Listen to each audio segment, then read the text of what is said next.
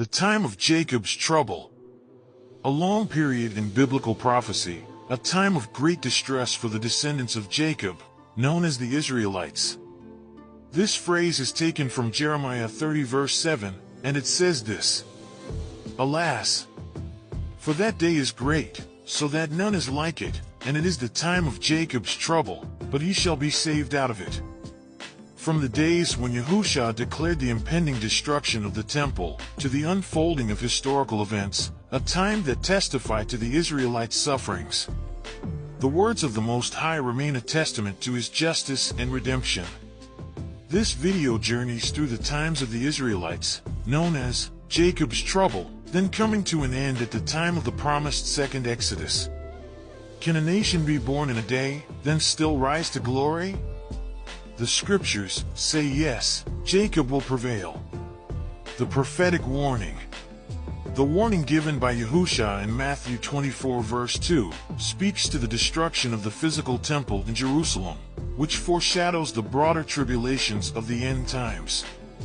This destruction points to a time when everything the Israelites relied upon would be shaken, aligning with the trials of Jacob's trouble. Not one stone shall be left upon another, reflects the complete upheaval and devastation that would come, not only physically but also spiritually, as the people are called to realign themselves with Yahuwah's truth. This chilling prophecy spoken by Yahushua to the Israelites signaled the beginning of a series of tribulations that would define the history of the chosen people. From the destruction of the Second Temple in 70 AD, to the various captivities and persecutions endured by the Israelites, the time of Jacob's trouble reveals a painful narrative intertwined with disobedience, judgment, and ultimate restoration. As the Israelites declared, "His blood be on us and our children." That's found in Matthew 27 verse 25. These words carried forth consequences that shaped centuries of suffering and displacement. The Roman siege of Jerusalem in 70 CE was a cataclysmic event that left an indelible mark on the history of the Israelites. This moment in history, led by the Roman general Titus, culminated in the destruction of the Second Temple, a sacred cornerstone of Israelite worship and identity, and the scattering of the Israelites across the known world. The siege was part of the First Judean-Roman War, also known as the Great Revolt, which erupted in 66 CE. The Israelites had grown weary of Roman oppression, heavy taxation, and constant interference with their right to worship. This started in a large-scale rebellion against the Roman Empire. In response, the Romans launched a brutal campaign to crush the uprising, ending in the siege of Jerusalem. The siege. The Roman army encircled Jerusalem, cutting off supplies and weakening the city's defenders through starvation and disease. Josephus, a Judean historian of the time, provides a harrowing account of the horrors within the city: families torn apart, mass starvation, and internal conflicts. By 70 CE, the Romans breached the city's walls, setting fire to the Second Temple and laying waste to Jerusalem.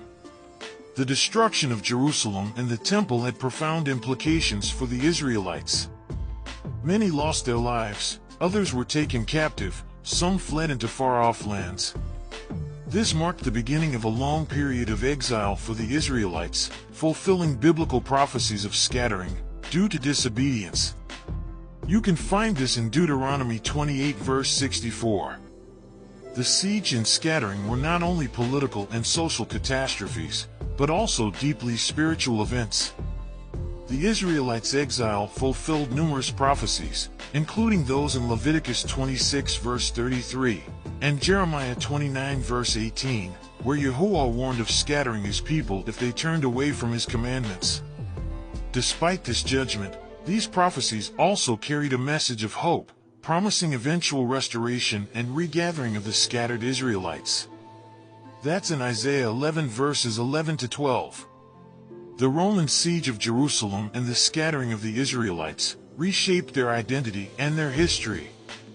Deprived of their homeland and their central place of worship, some Israelites maintained their faith through the preservation of the scriptures, oral traditions, and community practices, but for some they would be stripped of all knowledge of the past. Greek rule, forced Hellenization and loss of cultural identity.